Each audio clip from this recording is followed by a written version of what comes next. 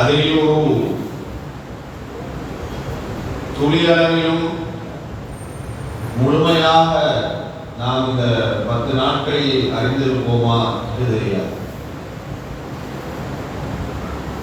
அவனுடைய சிஃபத், அவனுடைய பெயர்கள்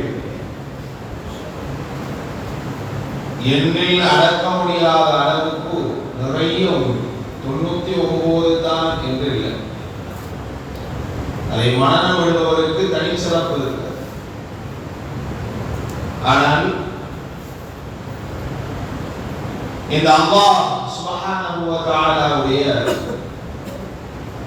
அர்ஷ் இதனுடைய பண்புகளுக்குள்ளோ பெயர்களுக்குள்ளோ வராது.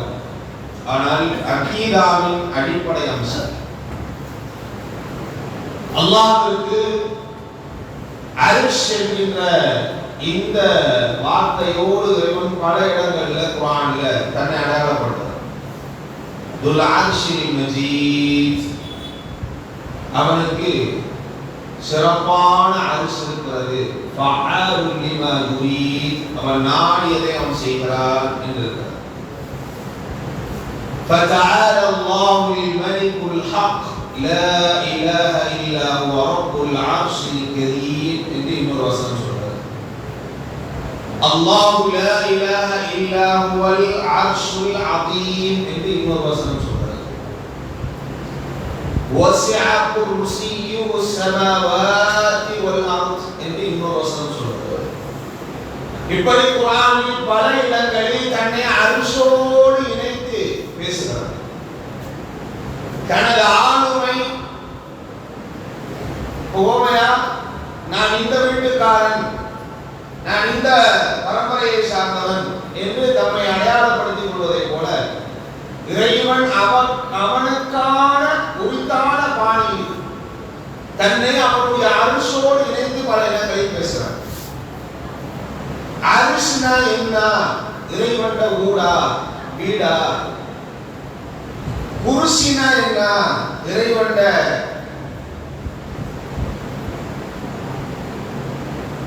நாற்காலியா?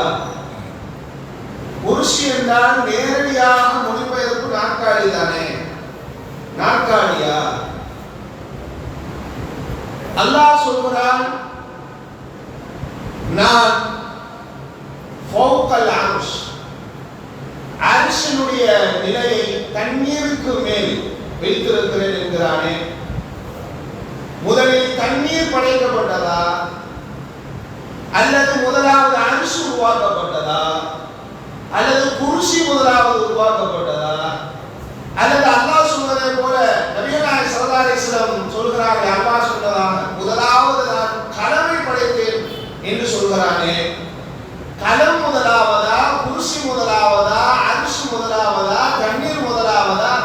எதை அல்லாஹ் முதலாவது படைத்தான்?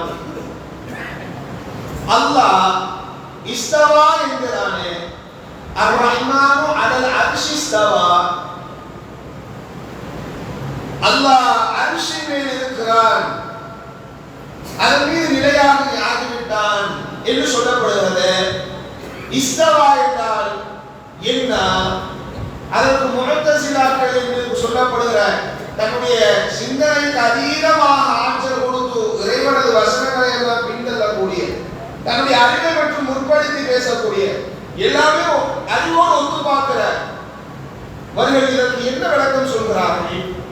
அஷ்அரியாக்கள் என்று சொல்லப்படுகிற இயல்பவை யாவும் இறை குருவே என்று சொல்லப்படுகிற ஒரு கொள்கையை சார்ந்தவர்கள் இதற்கு என்ன விளக்கம் தருகிறார்கள்? இஸ்தவா என்றால் என்ன?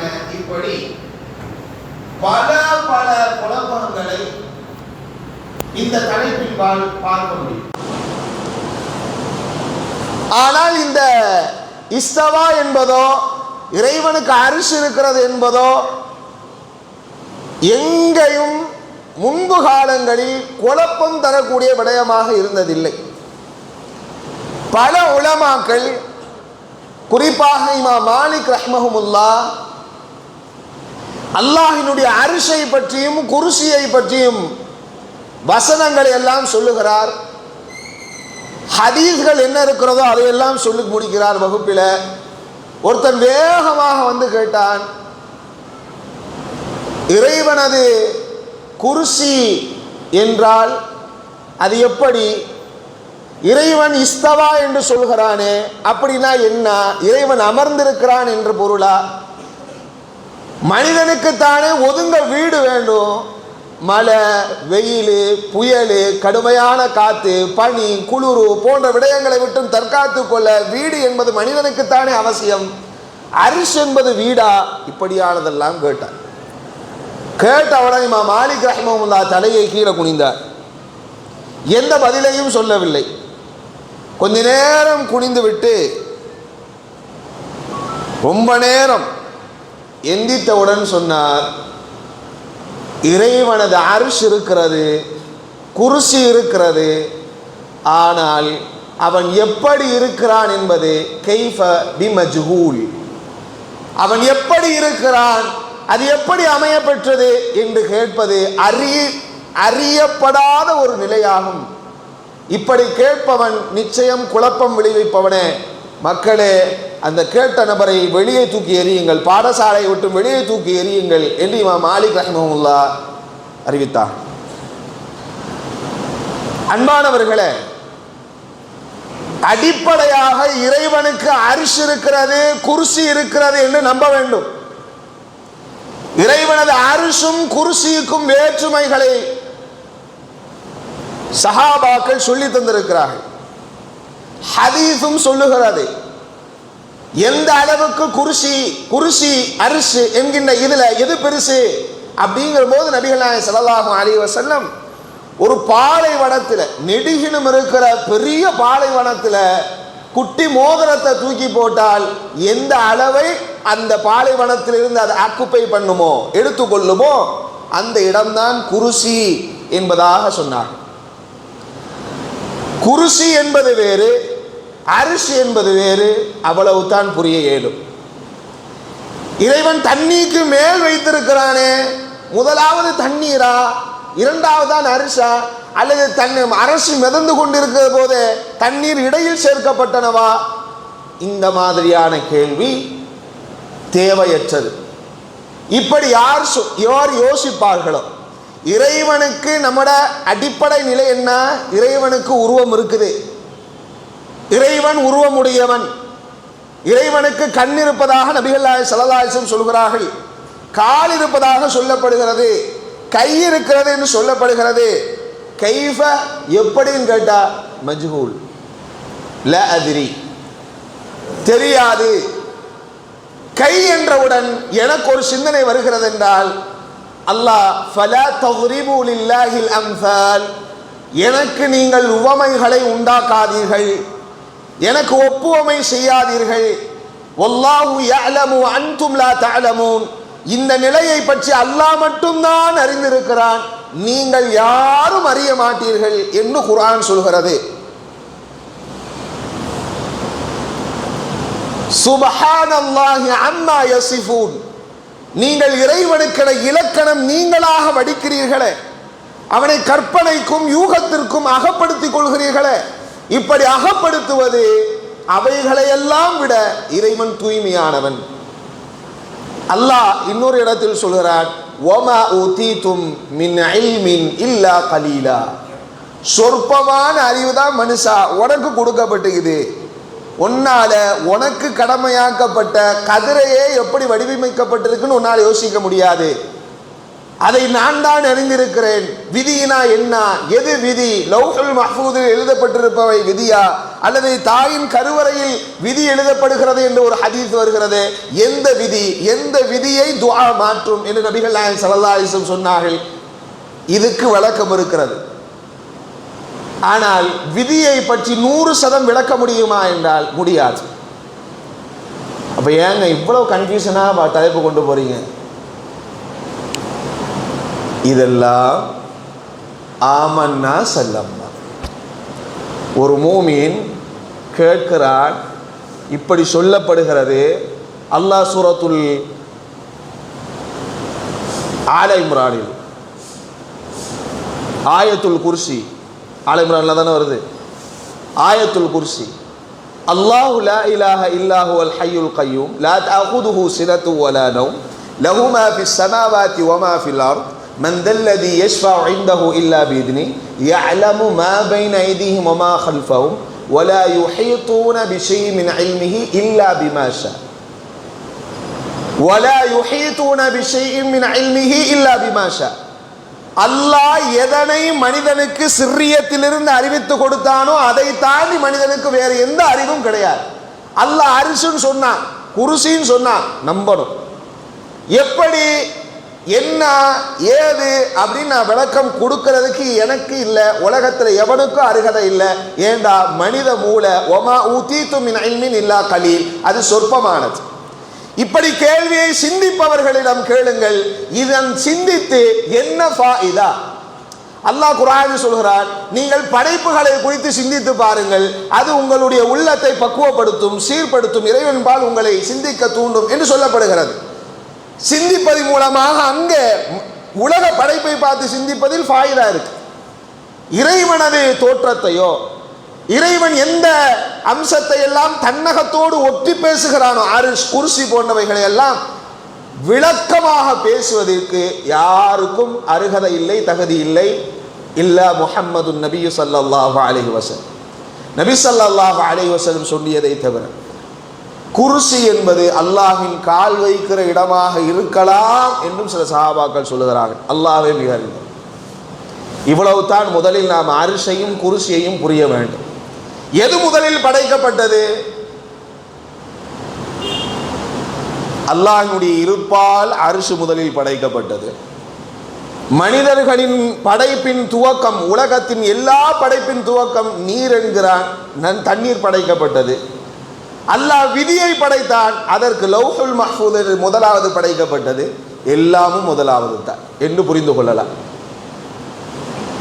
அன்பானவர்களே, இதை நம்பணும். நம்பலண்டா, இதை ஈமான் கொள்ளலண்டா நாம மூமின் இல்லை. அரிசையும் குருசையும் இப்படி இந்த முறையில் தான் நம்பிக்கை கொள்ளணும். இப்போ அரிசுக்குள்ள போ. அரிஷ் எவ்வளவு தூரத்தில் வானத்திலிருந்து அமைய பெற்றிருக்கிறது? நபிகள் நாயகம் ஸல்லல்லாஹு அலைஹி வஸல்லம் சொன்னார்கள், முதல் வானத்திற்கும் இரண்டாவது வானத்திற்கும் 500 வருடங்களுக்கும் மேல் எவ்வளவு ஒரு ஆள் பயணம், வேகமான குதிரையை எடுத்து 500 வருடங்கள் பயணப்படுவாரோ அந்த அளவு தூரத்தில் முதலாவது வானத்திலிருந்து இரண்டாம் வானத்திற்கு தூரம் உண்டு. 7வது வானத்திலிருந்து அரிஷ் வரைக்கும் 500 கிலோ வேகம், 500 ஆண்டுகள் பயணப்பட்டால் எவ்வளவு தூரம் பயணிக்க இயலும்? வேகமான ஒரு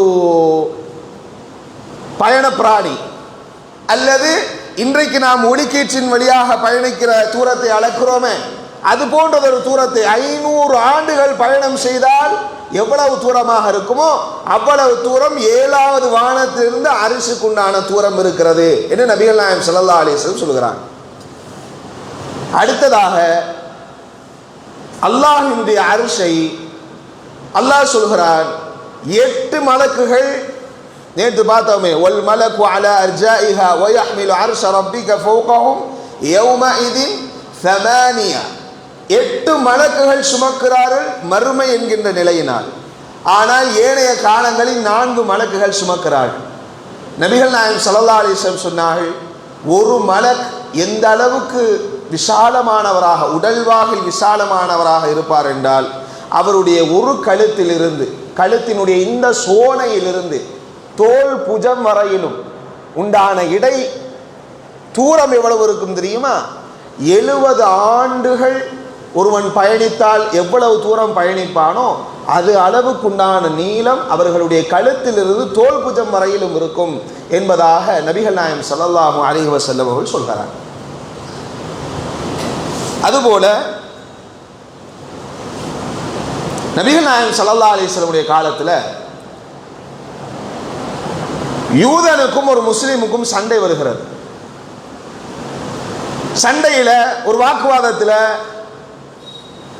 முஸ்லிம் சொல்கிறார், எந்த முஹம்மதை அல்லாஹ் நபியாக அனுப்பினானோ அவன் மீது சத்தியமாக என்று சொல்கிறார். யூதன் சொல்கிறான், எந்த அல்லாஹ் மூசாவை நபியாக அனுப்பினானோ அவன் மீது சத்தியமாக என்று சொல்கிறான். முஹம்மது நபியை விட மூசா பெரியவரா என்று நீ சொல்கிறாயா என்று சொல்லி கன்னத்தில் ஓங்கி அறை விட்டு விடுகிறார் முஸ்லிம். இந்த சம்பவத்தை, இந்த நிகழ்வாடல இந்த யூத போய் முஹம்மது ஸல்லல்லாஹு அலைஹி வஸல்லம் போய் சேர்க்கிறார். முஹம்மது அவர்களே, உங்களது தோழர் இப்படியான ஒரு எங்களுக்கான உரையாடலுக்கு மத்தியில், வாக்குவாதத்திற்கு மத்தியில் இப்படி சொன்னார், நான் இப்படி சொன்னேன், என்னை அடித்து விட்டார் என்று சொன்னார். உடனே நபிகள் நாயகம் ஸல்லல்லாஹு அலைஹி வஸல்லம் இது உண்மையா என்று கேட்கிறார். ஆம் யா ரசூலல்லாஹ், நான் உங்களின் மீது சத்தியம் செய்தேன், உங்களின் மீது அல்ல, உங்களை எந்த ரப்பு அனுப்பினானோ அவன் மீது சத்தியம் செய்தேன். அவன் மூசாவை தான் நபியாக ஏற்றதை போல, மூசா என்னமோ இப்போது நபியாக இருப்பதை போல அவன் மூசா நபியின் மீது அல்லாஹ் என்ன மூசாவை நபியாக அனுப்பினான் அவன் மீது சத்தியம் என்று சொன்னான். கோபத்தில் அடித்து விட்டேன் என்று சொல்கிறார்கள். உடனே சொன்னாங்க நபிகள் நாயகம் ஸல்லல்லாஹு அலைஹி வஸல்லம், நீர் செய்தது தப்பு. ஏன் தெரியுமா? நீ என்னை விட மூசாவை உயர்ந்த நிலையில் வைத்திருக்கிறாய். என்னை விட மூசா சிறந்தவர். ஏன் தெரியுமா? நாளை மறுமையில் அல்லாஹ் எல்லாரையும் அரிசின் பக்கத்தில் எல்லாரையும் மூர்ச்சையாக்கி வைத்திருப்பார். எல்லோரும் எந்திப்பார்களாம். நான் தான் முதலாவது எழும்பி நிற்பேன். உம்மத்தில் முதலாவதாக நான் தான் எந்தி நிற்பேன். மூர்ச்சையாக விழுந்து முதலாவது நான் தான் எழுப்பாட்டப்படுவேன். நான் எழும்பி அரிசை பார்க்கும்போது அரிசினுடைய காலை ஒருவர் பிடித்து தொங்கிக் கொண்டிருப்பார். அவர்தான் மூசா அலைஹிஸ்ஸலாத்து வஸலாம் என்று நபிகள் நாயகம் ஸல்லல்லாஹு அலைஹி வஸல்லம் சொன்னார். அப்போ அரிசிக்கென ஒரு கால் இருக்கு, அரிசிக்கென ஒரு புடிமானம் இருக்குது. மனிதர்கள் அதை தொடுகிற அளவுக்கு உண்டான புடிமானம் இருக்குது என்பதாக இந்த ஹதீஸின் மூலமாக விளங்கிக் கொள்ள முடிகிறது. அன்பர்களே, இது ஹதீஸ் தொடர்பாக வருகிறது. இன்றைக்கு நம்மள சிலர்களுக்கு ஒரு சந்தேகம் என்னென்றா, ஒரு நபித்தோழர் சஅத் பின் முஆத் என்கின்ற ஒரு நபித்தோழர், இந்த முஆதுக்காக ஒரு செயல் நடக்கிறது அரிசில.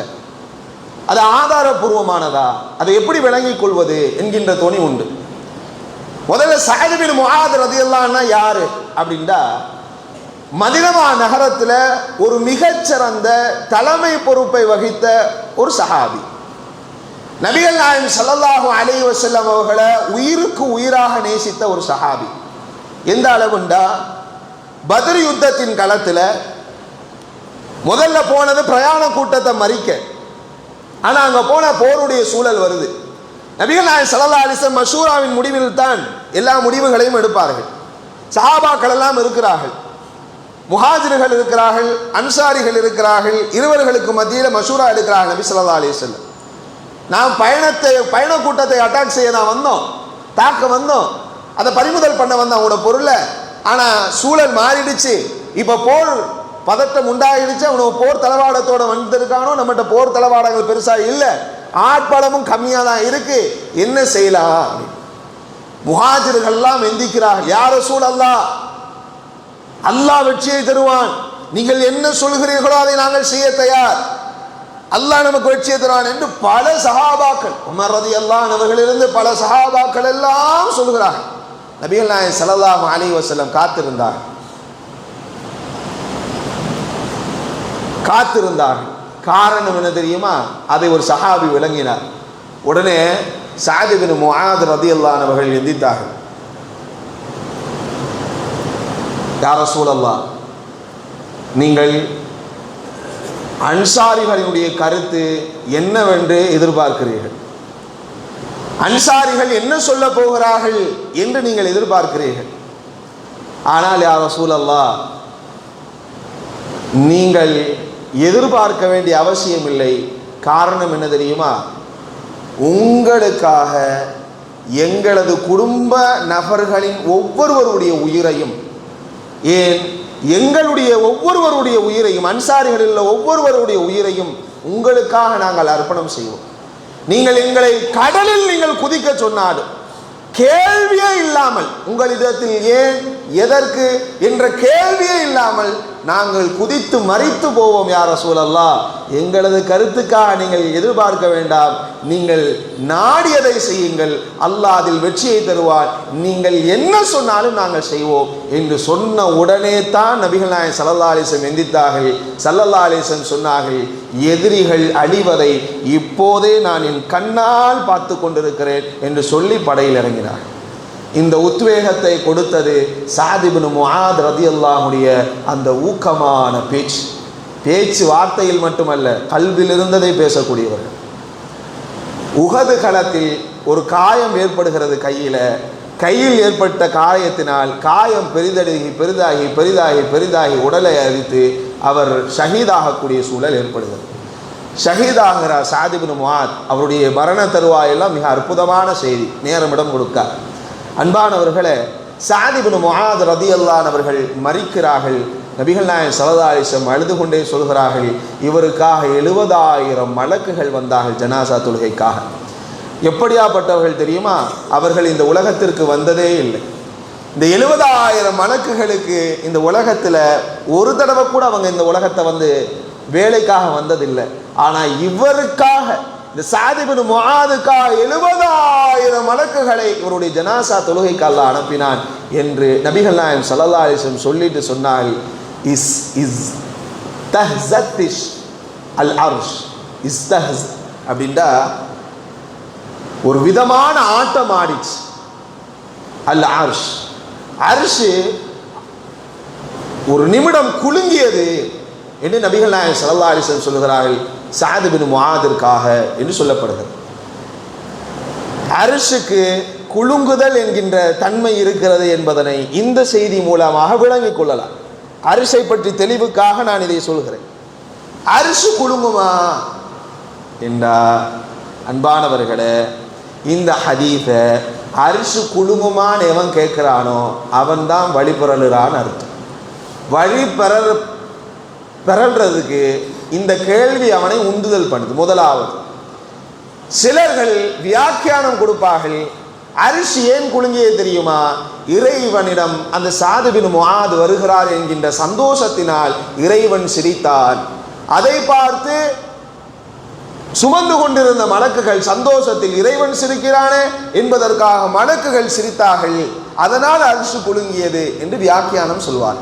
அந்த வியாக்கியானத்திற்கு எந்த தரவுகளுமே இல்லை. அரிசி என்று வந்துவிட்டா எப்படி சொல்லப்பட்டுச்சோ அப்படியே நம்பிடும். இப்படி சொல்லப்படுதா? அரிசி குலுங்கியதா? குலுங்கியது. சஹீஹ் புகாரி முஸ்லிமில் வரக்கூடிய செய்தி, ஆமன்னா சல்லம்னா. இது எப்படி விளங்குவது, எப்படி புரிவது என்றால் தேவை. அன்பானவர்களே, மறுமையில் ஒவ்வொரு மனிதனும் இதே உடல்வாகோடு இருப்பதில்லை. ஒவ்வொரு மனிதனையும் அல்லாஹ் பயங்கர உடல்வாகுடையவனாக மாற்றுகிறார். அப்படி மாற்றப்படுகிற விகாரமான உடல்காரர்களில் பலர்களையும் இந்த அரிசுக்கு நிழல் என்கின்ற ஒரு தன்மையை அல்லாஹ் கொடுக்கிறார். நிழலை ஏற்படுத்துகிற ஒளி என்பது அங்கு இருந்திருக்கிறது. ஒளிக்கு கீழ் நிழலாக அரிசி இருந்திருக்கிறது. அந்த அரிசுடைய நிழலாக மக்களை அல்லாஹ் நிப்பாட்டுகிறார். நிழல் உண்டு, நிழல் தருகிற பண்பு அரிசிக்கு உண்டு என்று நம்பலாம். அதை ஈமான் கொள்ளணும். எப்படி நிழல் தருகிறது? சூரிய ஒளியில் இருந்தா, நிலாவின் ஒளியில் இருந்தா, அல்லது நரகத்தின் நெருப்பின் ஒளியில் இருந்தா, எந்த ஒளியிலிருந்து? வல்லாஹு ஆலம், அல்லாஹ் மிக அறிந்தவர். வியாக்கியானம் பேச யாருக்கும் தகுதி இல்லை. 7 சாராருக்கு மறுமையில் அரிசி நிழல் உண்டா? அரிசி நிழல் உண்டு. ஆமன்னா சல்லம்னா, இதை ஏற்று கடந்து போக வேண்டும். எனவே அன்பானவர்களே, உங்களிடத்தில் யாராவது இந்த அரிசி தொடர்பா வியாக்கியானம் கேட்டாலோ தயவு கூர்ந்து, எப்படி நேரம் இதில் இப்போ சிந்திக்கிறதுல ஒரு பிரோஜனமும் இருக்காது. ஆனால் இதை பற்றி நம்ம பேசி நமக்கான தூண்டுதல் ஏற்படுத்தப்பட்டுக்கிட்டே இருக்கு. நம்ம வேணுக்குன்னு கேட்கல, சமூக சூழல் அப்படி இருக்கு. எதையாவது பேசி எப்படியாவது ஃபேமஸ் ஆகணும்னு நினைக்கிற சிலர்கள் இப்படியான கான்ட்ரவர்சியான எதெல்லாம் நம்ம ஈமான குலைக்குமோ, ஈமான நம்பிட்டு போகணுமோ. இன்னைக்கு அத்வைத கொள்கை, இயல்பவை யாவும் இறை குருவை என்று சொல்லப்படுகிற அத்வைத கொள்கை இருக்குத, இந்த அத்வேத கொள்கையை அல் அதீம் என்கின்ற இறைவனுடைய சிபத்தை புரிந்து கொள்வதின் பிழையினால் தான் உருவாச்சு. அல் அதீம்னா என்னங்க, பொருள் என்ன? அலியினாலும் உயர்ந்தவன், அதீம்னாலும் உயர்ந்தவன், மகத்துவமானவன். நம்ம மகத்துவமானவன் தான் பிரிக்கிறோம். அலியுல் அதீம் என்பது என்ன ஒரே பொருள் தான். அதீமுக்கு என்ன விளக்கம் தெரியுமா? அதுதான் உயிருள்ள அல்லது உயிரற்ற எந்த பொருளாக இருந்தாலும் அதுக்கு ஒரு அசைவு இருந்தா அந்த அசைகிற அந்த உணர்வு இறைவனாகும் என்கின்ற தன்மையாக்கியது. எனவே நானும் கடவுள்தான், நீயும் கடவுள்தான், எல்லோரும் கடவுள்தான். அவன் முஸ்லிம்களுடைய வேதத்தையும் நம்புவான், கிறிஸ்துவர்களுடைய வேதத்தையும் நம்புவான், இந்துசமுடைய வேதத்தையும் நடுவான். இப்படியானவன் அத்வைத கொள்கைக்காரன். காரணம் அல்ல அதீமை புரிந்து கொள்வதில்லை. இறைவன் என்ன சிபத்? நபிகள் நாயகம் ஸல்லல்லாஹு அலைஹி வஸல்லம் அழகாக அது விளக்கம் சொன்னார். அல் அதீம் என்றால் என்ன? அலாமன் ஃபௌகக, அவனுக்கு மேலாக எதுவும் இல்லை என்று பொருள் அப்படின்னு விளக்கம் கொடுத்தாங்க அல்லாஹ்வுடைய தூதர் ஸல்லல்லாஹு அலைஹி வஸல்லம். விளக்குறதுக்கு நேரமோ அதை புரியறதுக்கு காலமோ இல்லை. தடான்னு குதிச்சிடுறான், தப்பு தவறுன்னு குதிச்சிடுறான், தெரியாம குதிச்சிடுறான், தாளா புடான்னு அதை தான் பேசிடுறான். சரியாக படுகிற விடயத்தை சரியாக விளக்குகிற ஒரு ஒரு ஒரு ஒரு ஒரு ஆலிமோ அல்லது ஒரு அறிஞரோ வந்து சொல்லும் போது, நான் ஏற்கனவே குதிச்சுட்டேன்னு திருப்பி வந்தால் நம்மளோட மானம் போயிருமோ, அசிங்கமாக போயிருமோ, ரிட்டன் வந்தால் நம்மளோட மானம் என்ன ஆகுறது, நம்மளோட தன்மை என்ன ஆகுறது, நம்மளை பார்த்து கேலி கிண்டல் செஞ்சிருவானோ அப்படிங்கிறதுனால வரமாட்டேங்கிறான். எதை கொண்டு ஒப்பிட்டு நான் மறுமையில எவ்வளவு பெரிய நாசமானாலும் பரவாயில்ல, இவனுக்கு முன்னாடி அசிங்கப்படக்கூடாது. அப்ப மறுமையை நம்பலாம். ஹக்கு எதுன்னு எல்லாருக்குமே தெரியும் அன்பார்களே. பேசணும், கான்ட்ரவர்சி ஆக்கணும். குறிப்பா அந்த ரமலான் மாசம் வந்துட்டா எதையாவது கான்ட்ரவர்சி ஆக்கிறதுக்கு நிறைய சப்ஜெக்ட்ஸ் இருக்கு. அல்லாஹ் பாதுகாக்கணும். அடிப்படையாக அக்கீதால ஒருவர் இறைவண்ட குருசி இல்லைங்க, அரிசி மட்டும்தான் இருக்குதுன்னு ஒருத்தர் நம்பினார் வைங்க, அவர் காஃபிர். நான் அப்படி நம்பினேன்னா காஃபிர் இல்லை. அல்லாஹ்வுக்கு குருசி மட்டும்தான் இருக்கு. ஏன்னா ஒசியா குருசியும் சமாவாத்தினால சொல்றான். அப்போ குருசி இருக்குது, அரிசி இல்லை அப்படின்னா நான் காஃபிர். அல சமா அல்லாஹ் சொல்றான் ஃபௌகல் மா என்று சொல்றான். மாக்கு தண்ணீருக்கு மேலங்கிறான். அந்த தண்ணீரே இல்லைன்னு நான் நம்புறேன். நான் மூமின் அல்ல. அல்லாஹ் எப்படி இருக்கிறான்? இப்படி இருக்கிறான், அப்படி இருக்கிறான். அப்ப உட்காருதல் என்கின்ற தன்மை மனிதனுக்குத்தானே உட்காருதல் என்கின்ற பண்பு இருக்கும், ஒரு இடத்துல அடைகிறது என்ற பண்பு இருக்கும். உட்கார்ற அளவுக்கு அவனுக்கு என்ன? மஆதல்லாஹ் வல் இயாது பில்லாஹ் சொல்லக்கூடாது, சிந்திக்க கூடாது. உட்காருதல் என்றால் என்ன? அப்ப உட்காருவதற்கு தக்கன உடல் சிந்திக்க கூடாது. சிந்தித்தால் நான் இஸ்லாத்தை விட்டும் வழி பிறழுகிறேன் என்று பொருள். சிந்திப்பதினால் ஒரு ஃபாயிதாவும் இல்லை. முதல்ல அடிப்படையில் ஃபண்டமெண்டல் அதை போடுங்க. அல்லாஹ் சொன்னானா இப்படி இருக்குன்னு சொன்னானா இதை சிந்திக்கிறதுக்கு நமக்கு ஆற்றல் இல்லை. ஆமன்னா சல்லம்னா. யார் இதில் வியாக்கியானம் கொடுத்தாலும் அந்த வியாக்கியானத்தை கேட்க வேண்டியதில்லை. ஹதீஸா இருந்தால் அதை நம்பிக்கொள்ள வேண்டும். எனவே அன்பானவர்களே, அரிசில் 7 சாராருக்கு அல்லாஹ் நிழலை தர்றா. அந்த 7 சாரார்களில் அல்லாஹ் ஒரு சாராராக நம்மை மாற்றட்டு. இதுதான் அடிப்படை. அரிசி குலுங்கும்னா அரிசி குலுங்கும், அரிசி நிழல் தரும்னா அரிசி நிழல் தரும் என்பதெல்லாம் பேசிக்காக நம்ம நம்பிக்கொள்வோம். இது இவ்வளவு தான் நம்மளால் பாடத்தை சொல்ல முடியும். இதுக்கு மேலே போனால் அல்லாஹ்வுடைய சிப்பத்தை விளக்குற மாதிரி வந்துடும். ஒவ்வொரு சிப்பத்து என்ன, அவனோட பேர் இப்படி வருது, இங்கே அப்படி வருது, நம்ம விளக்குற நீண்ட ஒரு பாடம் நோட்ஸ் எடுக்கணும். வகுப்பாக தான் இது போக முடியும். நான் ஏதாவது சடன்னு சொல்லிட்டு போனால் இது இந்த இதுக்கு இதுன்னா நம்ம சொல்லிட்டு போனோம்டா அல்ல அலின்னா அல்ல அதீமனா, இது குரானில் எத்தனை வாட்டி வருது? அல்ல அலியுல் என்ற வார்த்தையை எங்காவது அரிசி பக்கத்தில் அல்லாஹ் பயன்படுத்துகிறானா? அதீம் என்ற வார்த்தையை அல்ல அரிசி பக்கம் பயன்படுத்துகிறானா? ஆயத்துல் குர்சியில் ஏன் கடைசியில் அலியுல் அதீம்னு முடியுது? ஏன் அல்லாஹ்னு ஆரம்பிச்சு அலியுல் அதீம்னு முடிக்கிறான்? நடுவில் ஏன் குர்சி வந்துச்சு? இப்படியெல்லாம் விளக்கும் போது அது பெரிய சப்ஜெக்டா. எனவே அன்பானவர்களே, அடிப்படை ஃபண்டமெண்டல் இப்படித்தான் புரியணும். இதுதான் கான்செப்ட், இதுதான் ஃபார்முலா. இந்த ஃபார்முலா வச்சு நம்ம ஒப்பிட்டு பார்த்துக்கலாம், இறைவன் உருவத்துக்கும் சரி, இறைவன் அரிசுக்கும் சரி. எனவே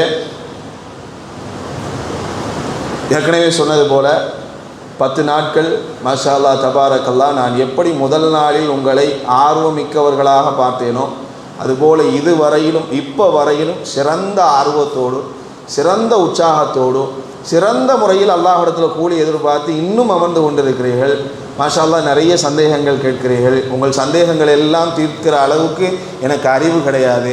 இருக்கிற சொற்ப நொற்ப அறிவை கொண்டு ஏதேனும் திருத்த முற்படுவேன். இன்னும் அரிசியை பற்றி கேட்டால் இதுக்கு மேல் என்னால் விளக்க முடியுமா? அந்த அளவுக்கு நுட்பம் யாருக்கும் கிடையாது, நமக்கும் கிடையாது, ஏன்னா விளக்க முடியாது. இப்படியே ஆமன்னா சல்லம்னா, இப்படியே கேட்டோம் கட்டுப்பட்டோம் அப்படின்னு போகிறது தான் நல்லம். இன்ஷா அல்லாஹ். ஜஸாக்குமுல்லாஹ் ஹைரா. அல்லாஹ்வுடைய இந்த அமல்களை பெரிய அளவு மாற்றி பன்மடங்காக சொர்க்கத்தில் காட்டுறங்கிறான் இல்லையா, அப்படி பன்மடங்காக ஆக்கட்டு அல்லாஹ்வுடைய கருணையை இன்ஷா அல்லாஹ் நம்ம மறுமையில் சொர்க்கத்தில் காண்ற வாய்ப்பை அல்லாஹ் எனக்கும் உங்களுக்கும் நசீபாக்கட்டு. ஜஸாக்குமுல்லாஹ் ஹைரா. தகப்பல் அல்லாஹ் மின்னா வ மின்கும். அஸ்ஸலாமு அலைக்கும் வ ரஹ்மத்துல்லாஹி வ பரகாத்துஹு.